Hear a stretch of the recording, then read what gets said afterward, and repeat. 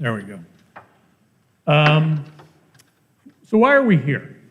This is called a why us conversation. You as a church have been in a process, a transition process since Pastor Tim left. It's been led by the synod's basic structure of how these things are done. A transition team was formed. You did the CAT exercise, which was a multiple choice exercise that gave us some valuable information about who the church is within the context of that particular questionnaire. An MSP writing team has been formed. An MSP, I know we use a lot of acronyms, and MSP is a ministry site profile, which basically is a document that will be shared with candidates that tells your story, tells a brief summary of your history, a description of sort of where you are as a church, who you are as a people, what your charisms, what your gifts are, and what your hopes and dreams for the future might be. And this is the basic document, the MSP, which candidates out there will read to determine whether God may be calling that person to be your next pastor. So the next step in the process is for your MSP writing team to gather the results of the CAT, to gather sort of the history of the church, and importantly, to digest the conversation we're about to have right now about your particular views, the church's views about who you are and where you think God is calling you.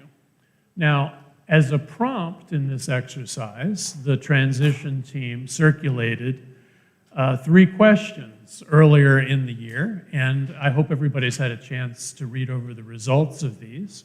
And they're 3 very simple questions about what it is that brought you here, what keeps you here, and what is important to keeping you here in the future. And I hope you've had a chance to look those over. We're not going to try to summarize them here. The summary is right there, but they are the reason we shared this document is to begin to get you thinking about who are we as a church. And so you now have an opportunity. We have several of the MSP writing team members with us. We have transition team members with us. We have some members of the call committee with us. This is an opportunity for you to give voice, to share with this team who's about to write this document what it is you think is important for a pastor to know about you, about who you are and who you want to be and where you think God's calling you. So I'm going to shut up, and I'm going to stand up here, and I'm going to write down. We're going to try to, what is my hope? My hope is within the next 45 minutes or so, we're going to have some key concepts and ideas that we're going to put on this whiteboard that will be some of the basic material that the MSP writing team is going to take away in trying to describe who you think you are and who you want to be and where you think God's calling you. So, the floor is open. And because people are watching and because we're recording this, we're going to ask people to use a microphone so that we can pick it up. Yes, Bob. What brought us to the church, keeps us in the church, and I hope will be the future of the church, is the outreach that this congregation does. We have so many areas that we are doing a lot of outreach, and I think that's why I'm here, and that's what I hope we keep to do. And we remember from last week's gospel, Jesus turns us from disciples to messengers and apostles sent out into the world to serve and love the world. So that's a very important part of any church's mission. So outreach. What else? Shirley?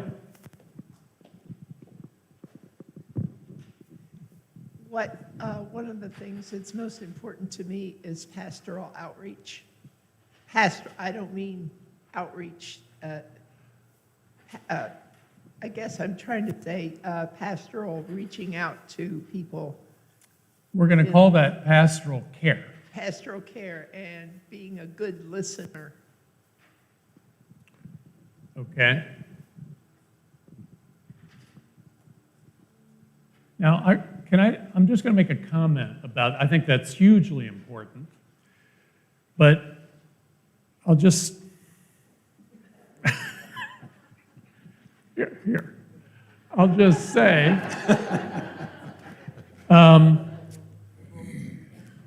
one thing that you heard from the CAT results is that there is a tendency for the congregation to be a little clergy-focused. And we see that in a lot of churches. And this is just my advice, is the ministry of the church is a shared ministry between the congregation and the pastor. There oftentimes is a tendency to sort of rely on the pastor to sort of carry much of the load. And certainly with pastoral care, many of us really want to have a pastor with whom we can have a relationship, who's a good listener, who cares about us, and who is there, particularly in times of crisis. What I want to say, though, is that the healthiest congregations that I've been a part of, and I'm sure this is true here already, is a congregation where the people actually share in that ministry.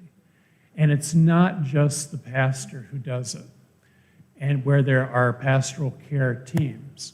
And so there too, I guess what I'm saying is, yes, having a pastor who has great care and listening skills is important, and who can encourage everybody else to share in that ministry. So thank you, Shirley, for pointing that out. Other comments? Yes?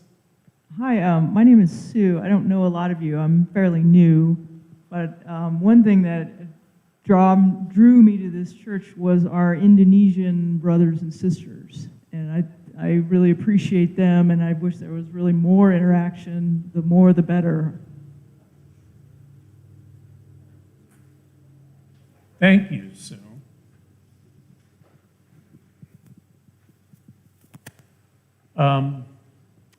Yes, we have an Indonesian community as a part of this church, and I confess that as somebody who's relatively new, I haven't done as much as I should to reach out to our brothers and sisters of that community, some of whom attend this service, some of whom come to a later service.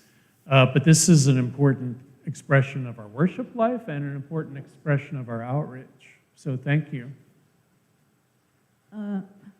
You said pastoral care there listening, but you forgot to say congregational care listening under that. Yeah. No. Good, thank you.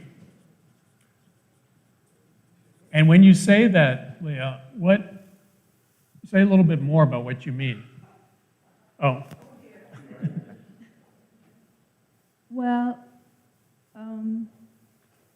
some of us have been there a long time, some not so long time, and we have our friends we want to catch up with, and sometimes people are just standing alone, not really knowing where to go and who to talk to. And I think maybe we can be more, initiate conversations with others. Just thinking of that, who is around us. Maybe it's someone that really needs to have an ear. Yeah.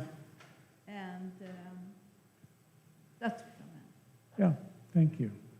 And that's what I was trying to express when I talked about in-reach before as one of the 4 foundations of a healthy church. InReach is all the ways in which we try to connect and care for one another here in the church community, whether that's the fellowship hour, whether it's welcoming people who are new to the church, like Sue said she was new to the church, whether it is staying in touch with people when they're sick, delivering meals to them whenever they are in need of that, or just having groups, small groups. The early church was built on small groups, meeting in people's homes. And I know that you've had tables of 8 or something as a part of your church. I think things like that are terribly important to connecting people who are here. So thank you. Yes, Dan. One of the things I noticed when I first came to the church and actually got more involved, to go back to what we were talking about before, is within this congregation, so many people get involved. It's not until you either hear about the pop-up pantry or some of the other things, but I think almost everybody in the congregation has done something in the form of ministry over their time with the church. And so, I just think we need to continue that. We need to keep growing that way so that we have all these different ministries that we do, but they're not all led by a minister. They're led by us and the congregation. So I'm trying to think of a way to capture that in a phrase or a word. Congregational participation and outreach. Well, it's outreach and inreach. So, Participation needs to stop at that.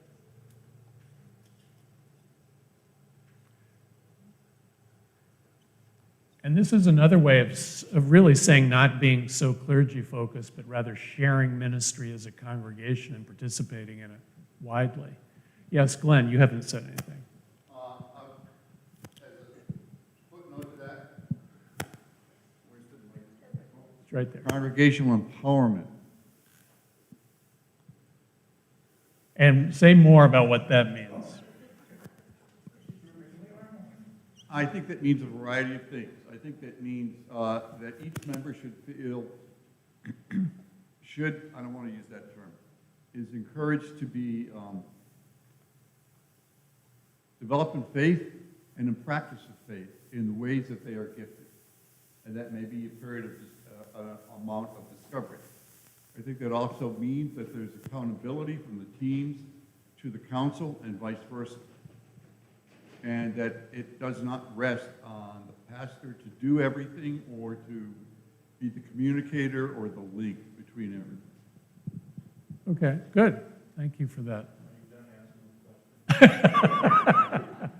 Do you want me to play that role? Right. Yes. Continuing education. Okay, good. Children and adults.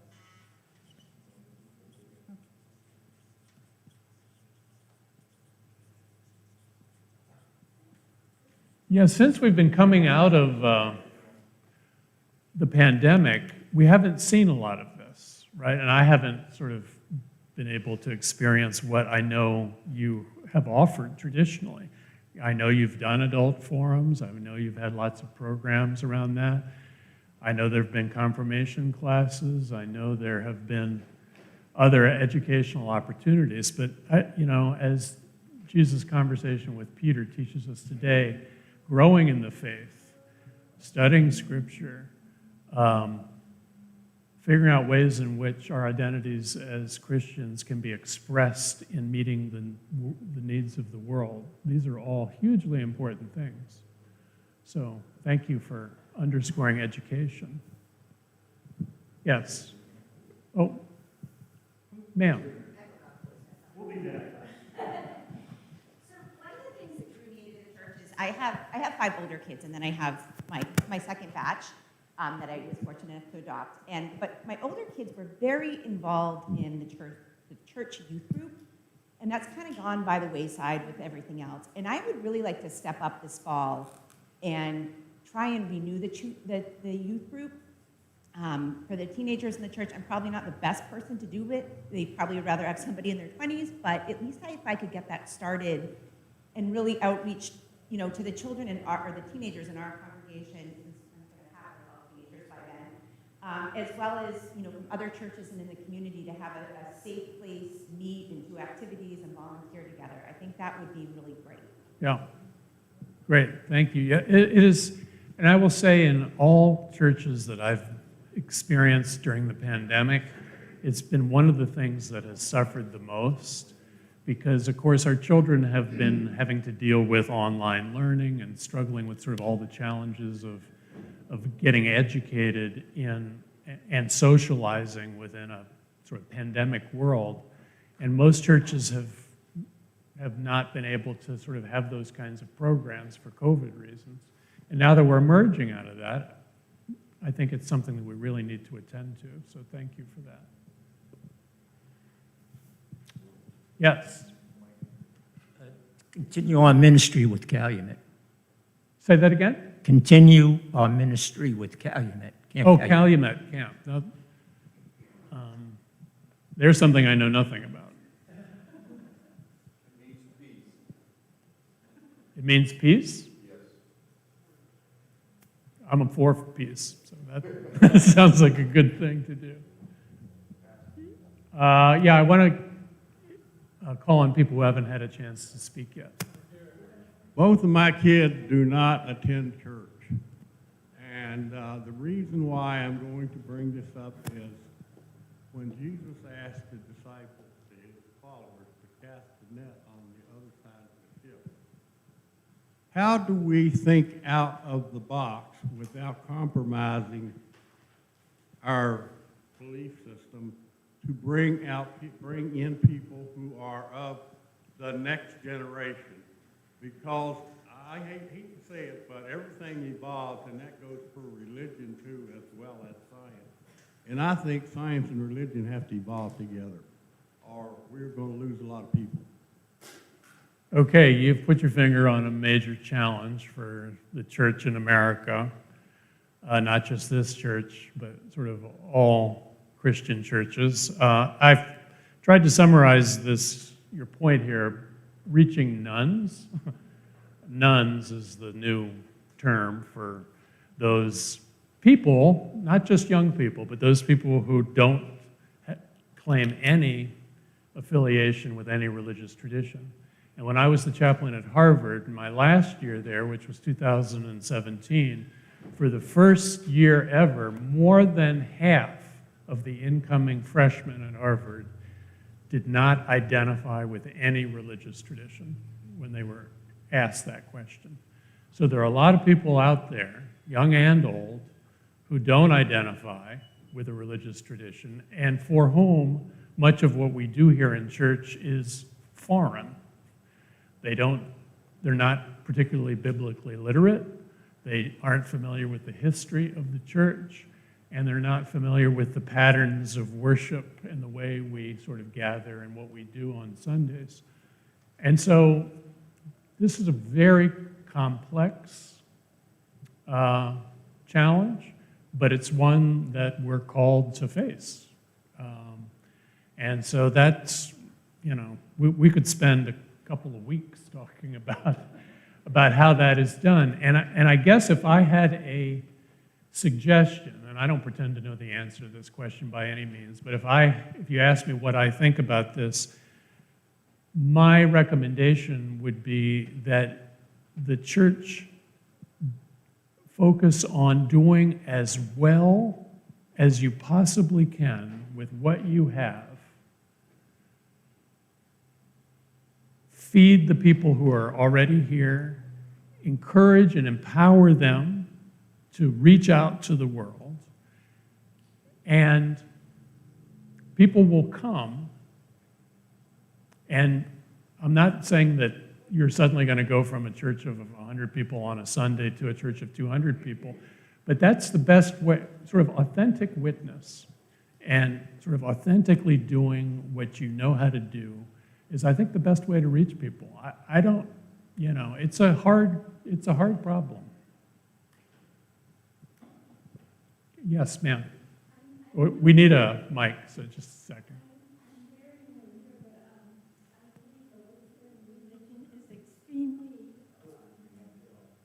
Oh, it is a wonderful religion with many, many people.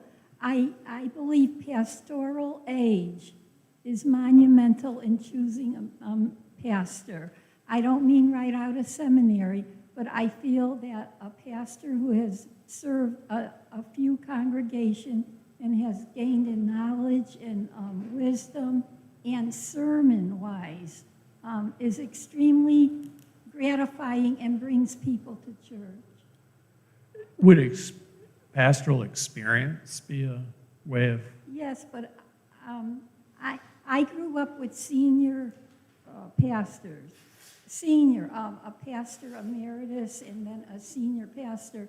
And as I went to different congregations, I realized that age is a big factor in connecting with people.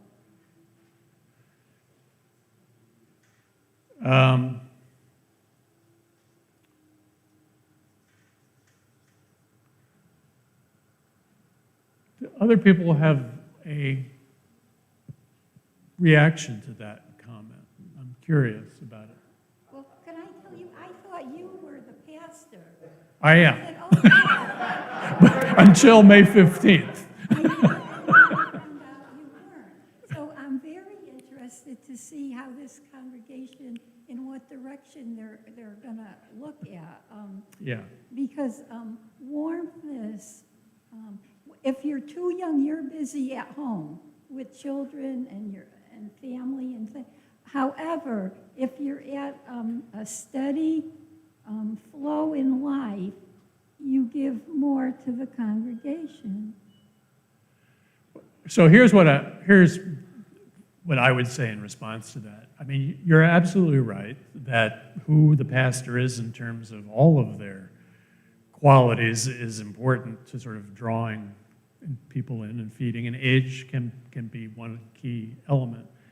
The truth of the matter is, and because I think it's important for everybody to have the right set of expectations, there aren't a lot of candidates in the pipeline in the New England Synod. And it's one of the realities that we've been in conversation with the bishop and the bishop's staff about. There aren't a lot of candidates out there. And I wish I could say that's otherwise. And so I think that it's very important for the church to be realistic about who the first candidate, the next candidate is going to be. It may be somebody who's right out of seminary, maybe somebody who's like in their 30s or 40s and has had a few church experiences under their belt. It may be somebody who's closer to my age. There's little that we can do as a church to control that. And the other thing I would say is I have experienced young pastors who are terrific, young pastors who are not so terrific, older pastors who are terrific, and older pastors who are not that terrific. And I think while it can be a factor, it's more the energy level, the enthusiasm, the sense of authenticity, the ability to empower people, the ability to gather people's skills that may be more critical than. The pastor has to suit the building. When I walked in here, I thought you. I do not know the average age of the people. I am a grandmother, but I felt energy in here, and you made me feel welcome.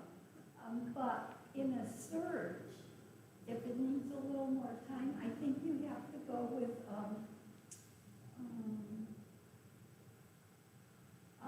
age where the pastor intends to stay some years. Yeah, and I know there's a lot of frustration that pastors come and go. You put your finger on some important points, so thank you. Yes, sir. One of the things that I have found over the years that I appreciate the most about this church is the worship service.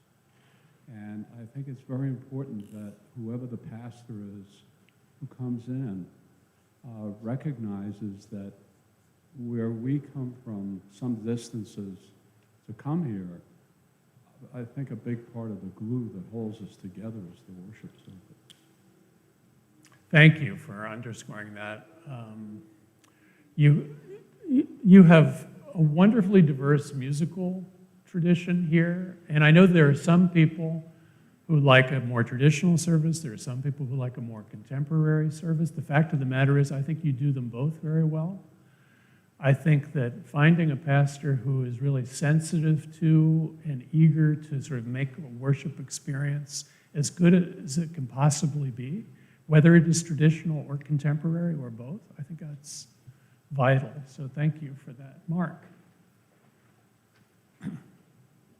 I have a comment that, Yeah. I have a comment to the congregation as well as what we're looking for in a pastor. And that is, how can we self-consciously be the body of Christ when we disagree with each other as citizens on a variety of issues, sincerely? But how do we then not sweep it under the rug, but deal with each other honestly, disagree when we disagree, be supportive, and realize that ultimately, as this community, we're much more than the politics of our society. Unfortunately, in a lot of the country right now, it's the other way around, where politics are driving religious commitment. So I think one of the challenges for us, not just for the pastor, is to try to live out word and sacrament, even as we disagree sincerely with each other on issues of politics, and not by ignoring those disagreements. Yeah, thank you for naming that, Mark. I think that is hugely important. I mean, the one thing I think we can all agree is that our society and our culture is doing an abysmal job of this. We are all siloed in our own separate, reading our newspapers that agree with our positions, watching the cable shows that agree with our positions. And the church needs to model. The church is the place that needs to model what it means to have differing perspectives and yet come together around word and sacrament. I try to express that by talking about unity in difference, which is why I am hoping that one of the blessings of the pandemic is that you have been more or less forced to come together for a single service, even though you used to have two services, and that was sort of one difference within the church. And I hope that you've come to appreciate the beauty and the virtues in each other's way of worshiping and being with each other, even though you may have some political and cultural differences too. And how we do that is a different question.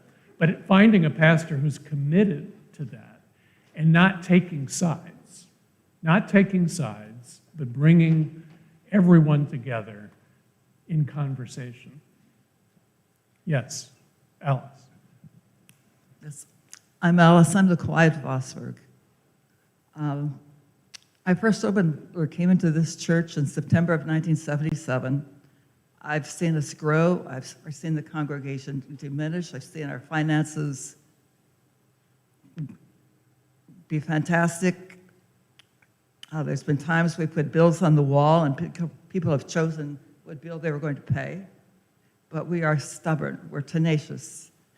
We stay as a congregation through thick and thin. There's something here that keeps us here. And that's why I'm still here. So, resilience, perseverance. I'm just trying to. Stubbornness? Okay. I was trying to be polite.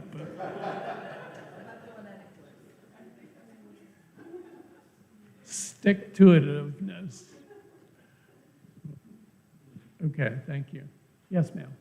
I just wanted to kind of piggyback on what Mark said, that I think what brought me here was a strong sense of community, and my sense is not only with COVID, but because of the political scenery, especially in the last number of years, that the world is looking much more black and white And the big question is, I think for our new pastor and for us, is how do we build that community? And how do we increase our bandwidth, so to speak, in terms of engaging with others who are different, like Jesus did. So.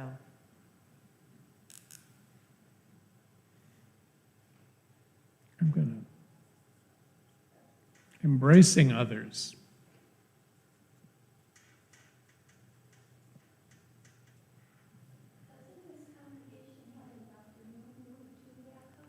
That's our Indonesian community meets in the afternoons.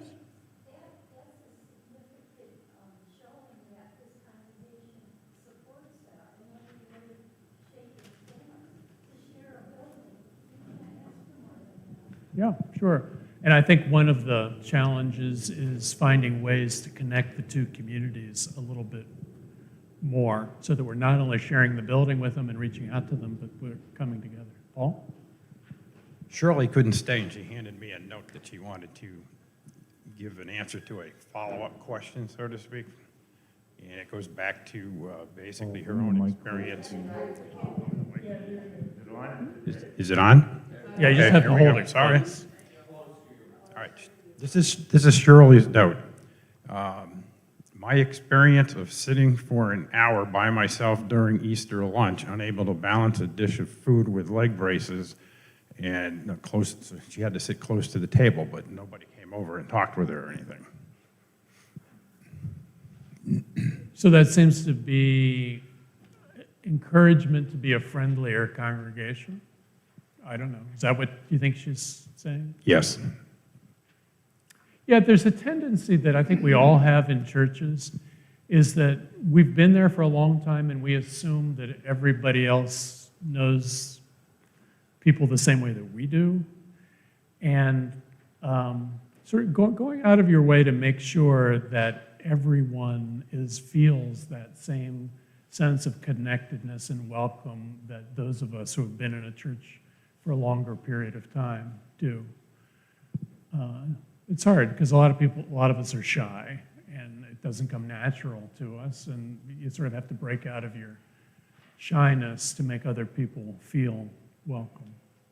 Yes, Bob. This is sort of what, is this on? Yeah. Yeah, this is sort of like, or an aspect of that is doing things with other congregations, not just Lutheran congregations, but together supporting something or doing something or creating something. And that has nothing to do with our religious differences, but it accomplishes something with others. Sure, and the collaboration you're doing in housing and resettling this Afghan family is a good example of that, because I know you're working with other congregations to do that. So it's Dover Friendly Kitchen. Okay. Ecumenical work is one way of talking about it. Eileen. I would like to piggyback on the friendliness of the congregation. The only reason that I have gotten to know people is because, first of all, my good friend Dot Kasich invited me here to Bible study. So I have a family in the Bible study group, and I have my PEO sisters who are here, Lois Lawrence, Lois Gafori, Betty Smith, Jill Shook, Joan Bauer. But on the whole, people did not come up to us and talk to us. And on the opposite side of that coin, I'm guilty of that too, of not going and talking to other people. So as a relatively new person to this group, we're staying, but we have great friends here now, and we'll make some others. This is really important.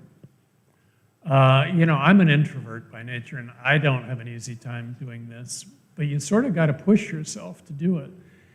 I have tried, because I figured the pastor ought to be out front when people come to church to greet them and welcome them. And there's a sense in which I think whether you're a designated greeter or not, everybody should feel that responsibility.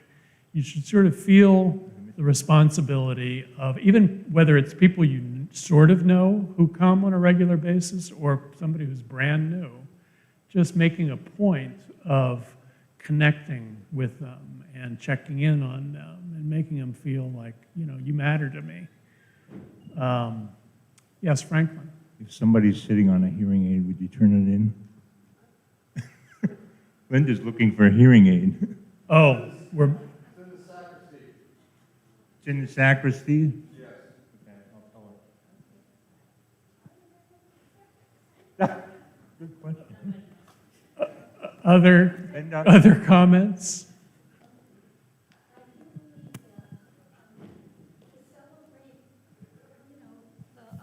Major services. Oh, okay. To celebrate the major services of the church, Easter, Christmas, and Thanksgiving. If you pack the church, it tells the people that you are alive and well, and they feel part of wonderfulness. Yeah. Yes. Yeah, good point. Thank you. Other?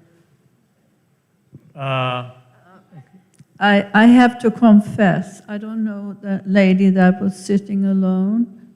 I don't know her name, but I was sitting with my friend on the table next door, and we were just going to take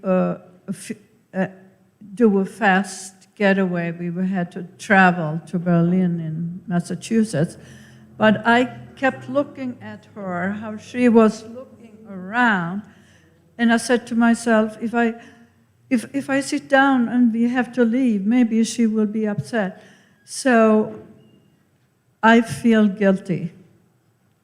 I saw her, I saw how she was looking around, and I felt I wasn't good enough, and that is bad. Well, thank you for sharing that, and I think that all of us have been in that position, and it's just something to keep in mind every time. We have maybe 5 or 10 more minutes, and I see 2 hands. Yes. Oh, ma'am. I just wanted to comment on her comment about the pastor's age and how she said, we hope we get someone who stays longer. I was on the last call committee. I was on the transition committee. I was on every committee last time around. So the average time that a pastor stays is now 4.5 years. And that's true with every job in, the country. People are just staying a lot. So I think we need to go in with open mind and not, we were kind of spoiled with the last couple pastors who stayed, 9, 10 years. So we need to keep that in mind too, that we're not going to get someone that's going to come for 20 years. And an intern, we've had a lot of interns, and I think that I've watched them, and they've made fantastic pastors. So if we did get someone out of synod, I think we could get someone that's real energetic and good also. Yeah, well, and thank you for that. Yeah. I think that's an important perspective of realism. Yes, George. Would we benefit by having all of our church members get together and have a large photograph of everybody and put their names underneath of it so that we would feel included in the group and maybe we would remember people's names better if we had that picture? I know I got a name tag on, but I know a lot of people don't have name tags on. And that would encourage us to probably converse better, maybe. I don't know. I know that I belong to other clubs and that are not church-related, and I know we do those type of things, and it does help us connect better. I absolutely agree with you. I think a church directory with photographs and names is hugely important. I know we have an online thing, but to be honest, I don't think that's enough. I think having a directory that you can give to people that has and I think you have to, when I was at Christ Church, Cambridge, they had a series of 4 Sundays, and they had a photographer there every Sunday who would literally grab people as they were coming into church. I mean, obviously you can't force somebody to take a picture, but strongly encourage them. Took a picture, got basic information, and then within 2 months, they had a directory with everybody's picture, name. You can put other information too. So, yes, Franklin. I think Mark has a pile of them in his desk in the office.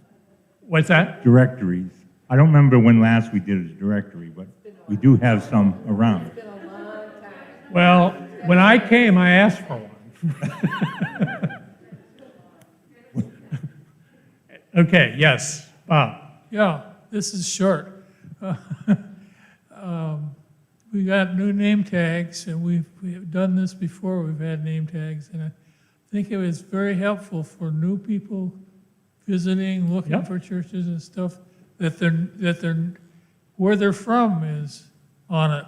We're from so many places in this congregation, and it would say on my thing, Bob Hollister, Kittery. So, and it's a topic of conversation. You see somebody who says, "Oh, you're from Kittery," you know, and or you said to them, you know, it's just very simple thing to do. But I don't know how. Now that we've just gotten new name tags, I don't know if that's possible to put in. Glenn. You don't have to get up, Paul. Bouncing off of what Mark had said and looking at the statements that we received, I noticed in those statements that we had said is some people were actually saying we're too political, we're too liberal, we're too this, that, or the other thing, and that has me concerned. Particularly when you look at the factor that, according to the CAT, is that about half of the church is not committed to staying here.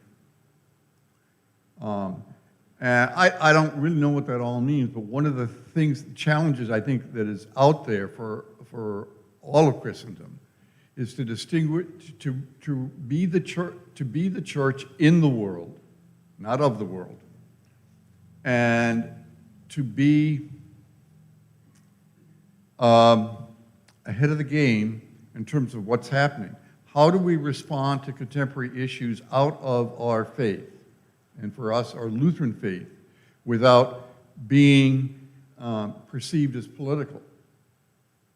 You know, sometimes people will say that it's political, even though it's not politics, but it's the life stance that people take.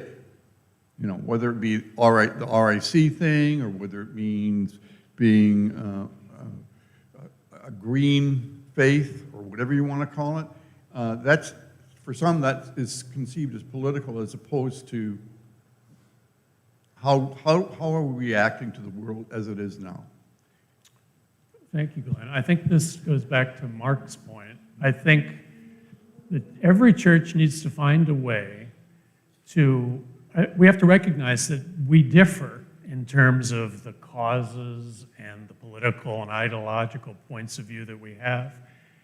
And we need to find a way to appreciate those differences, make room for everybody, so that they can express their Christian identity in a way that feels authentic, without necessarily making people who have somewhat different views feel like it's sort of, that's the way we do it, or, you know, or it. So it's that way of maintaining unity and difference, and being a congregation that makes everybody feel welcome. And we don't all have to agree. We just don't all have to agree. And there can be, you know, a group of people who are actively involved in this ministry, one in this ministry, one in that ministry.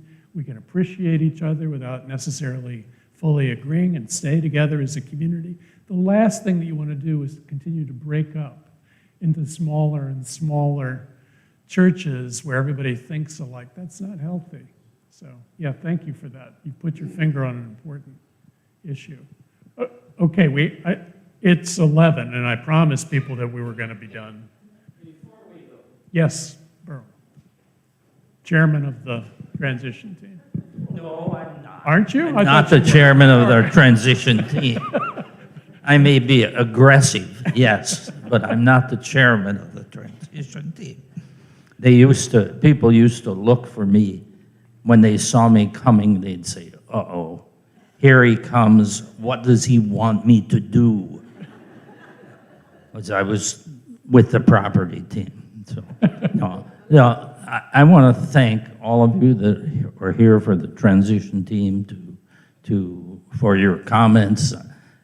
Especially thank you, Pastor, for your leadership with this. I think this has been helpful.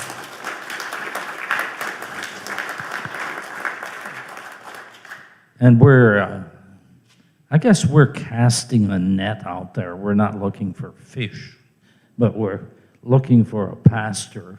And I think there's somebody out there that God will lead us here, will lead them here, and we will accept them, and we will continue to do and be the kind of church we've been. And let's just continue with that. Thank you, sir.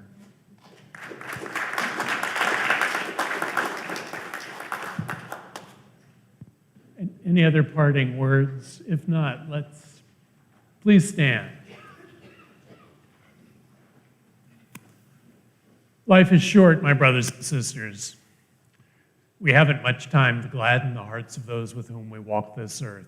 So let us be swift to love, make haste to be kind, and may the blessing of God Almighty, the Father, the Son, and the Holy Spirit be with you all and all those you love, now and evermore. Amen. Go in peace.